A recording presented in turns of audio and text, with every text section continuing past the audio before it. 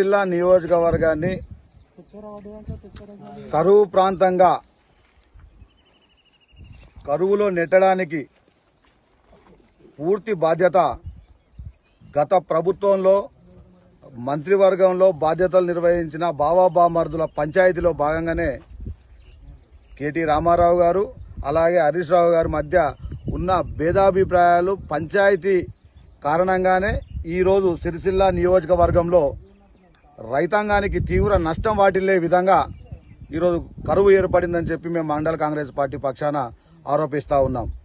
గౌరవనీయులు కాంగ్రెస్ పార్టీ రాష్ట్ర నాయకులు నియోజకవర్గ ఇన్ఛార్జి కేకే మహేందర్ రెడ్డి గారు 5 సార్లు పోటీ చేసి ఓడిపోయినప్పటికీ కూడా ప్రజల పక్షాన నిలబడి ప్రజల కోసమే నిత్యం రైతాంగం కోసం, విద్యార్థుల కోసం, విద్యారంగం పట్ల, పద్మశాలీల పట్ల, పద్మశాలి నేతన్నల జీవనోపాధి పట్ల అంకిత భావంతో ప్రతి గ్రామంలో పర్యటిస్తూ అందరినీ కాంగ్రెస్ పార్టీ కార్యకర్తలను ఉత్సాహపరుస్తూ నిత్యం ప్రజా సంక్షేమమే ధ్యేయంగా ప్రజా సమస్యల మీద పోరాటం చేసుకుంటూ మా అందరినీ ఉత్సాహపరిచిన వ్యక్తి.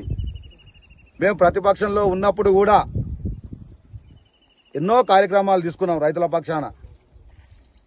ముఖ్యంగా తంగలపల్లి మండలానికి వచ్చేసరికి 9th ప్యాకేజ్ ద్వారా ఏదైతే కాలువలు తవ్వాలనో అది కేటీ రామారావు గారు కమిషన్లకు ఆశపడి వాళ్ళ బావగారితో కకృతి పడి ఇక్కడి ప్రాంత రైతాంగాన్ని నిండా ముంచే విధంగా 11th ప్యాకేజీ ద్వారా రంగనాయకుల సాగర్ నుండి సిరిసిల్ల ప్రాంతానికి వచ్చే కాలువలను పూర్తి చేయనీయకుండా అడ్డం పడి కేవలం అరకొరగా కాలువలను తవ్విస్తూ ఈ ప్రాంత రైతులకు నీరు రాకుండా చేసి సిరిసిల్ల నియోజకవర్గానికి, సిద్దిపేట నియోజకవర్గ ప్రజలకు, రైతాంగానికి నీళ్ల పంచాయతీ పెట్టే విధంగా ఆయన పాలన కొనసాగింది.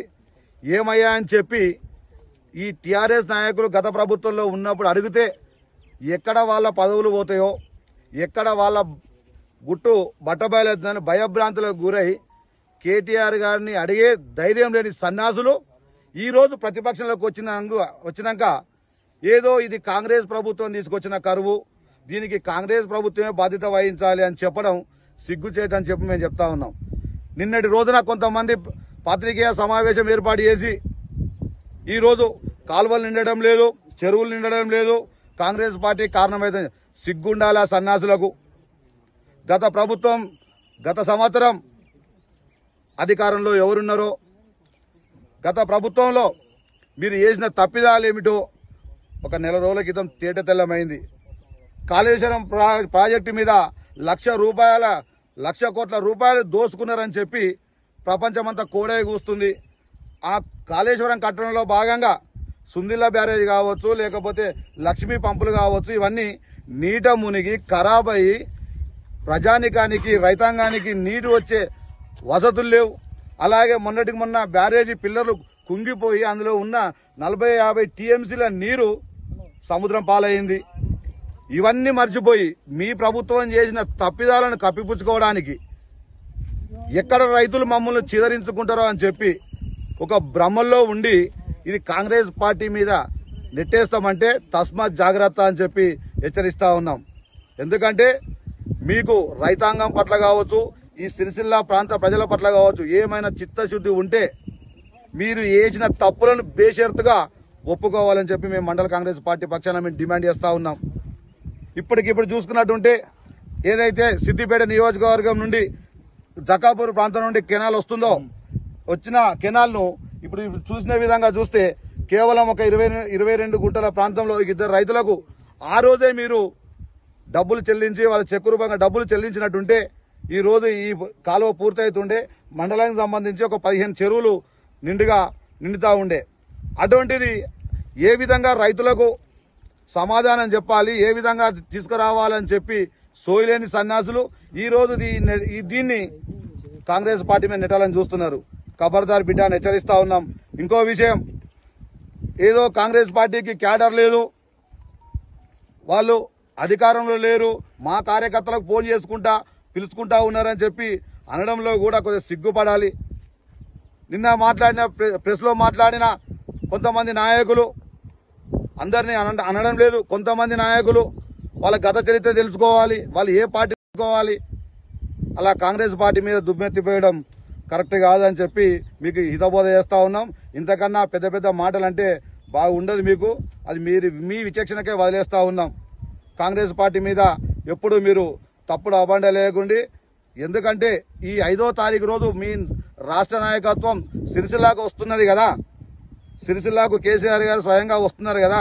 గత ప్రభుత్వంలో ముఖ్యమంత్రి కావచ్చు కేటీ రామారావు గారు ఈ ప్రాంత మంత్రిగా, ఈ ప్రాంత ఎమ్మెల్యేగా ఇక్కడ నష్టపోయిన రైతులకు ఏ ఒక్క రోజన్నా పంట పొలాల్లో పర్యటించి ఏ కాలువ ఎక్కడ తవ్వితే ఏ రైతుకు అవసరం వస్తుంది, ఎండిపోయిన పంటలు ఎన్ని, వాళ్ళకి నష్టపరిహారం ముట్టిందా ముట్టలేదా అని ఏ ఒక్క రోజన్నా పత్రికా సమావేశమో లేదా రైతు సమీక్షలు పెట్టి వాళ్ళ రైతుల బాగోగులు చూసిన సందర్భం ఉందా?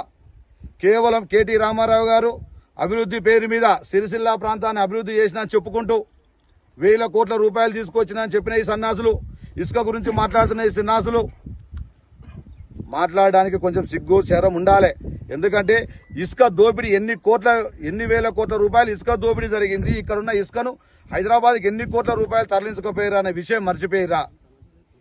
బతుకమ్మ చీరల పేరు మీద ఎన్ని వందల కోట్ల రూపాయలు దోసుకున్న సంగతి మర్చిపోయారా? కేవలం కేటీ రామారావు గారు చేసిన దోపిడీని కప్పిపుచ్చుకోవడానికి ఈరోజు మీరు రైతులను ఏదో మేమే ఆదుకున్నాం, మేమే గతంలో చేసినామని చెప్పి చెప్పుకోవడం సిగ్గుచేటు. కేవలం గత ప్రభుత్వంలో నాయకులు, గత ప్రభుత్వంలో అధికారులు చేసిన తప్పిదం వల్ల ఈరోజు అక్కడ బ్యారేజీ కుంగిపోవడం వల్ల, అక్కడున్న డ్యాంలో ఉన్న వాటరు సముద్రం పాలు కావడం వల్ల ఈ ప్రాంతానికి నీళ్లు రాకుండా చేసింది ఒక ఎత్తు అయితే, ఇక్కడ సిరిసిల్ల నియోజకవర్గంలో కాలువలు కూడా పూర్తి చేయలేని సన్యాసి మంత్రిగా ఉండే, దద్దమ్మ మంత్రిగా ఉండే పూర్తి చేయలేని సందర్భం. ఇవి కనబడతలేవు మీకు. ఇవి కనబడక ఈరోజు తప్పుడు కూతలు కూసుకుంటూ మీ పబ్బం గడుపుకుంటా ఉన్నారు. కేవలం కాంగ్రెస్ పార్టీ కార్యకర్తలు నికార్సైన కార్యకర్తలుగా అధికారంలో లేకున్నా 10 సంవత్సరాల నుండి ప్రజా సమస్యల మీద పోరాటం చేసిరు. ప్రజా సమస్యల మీద నిత్యం పోరాడుతూ ఉంటాం. ప్రజలకు ఏది మంచి జరుగుతుందో దాని మీదే ఉంటాం.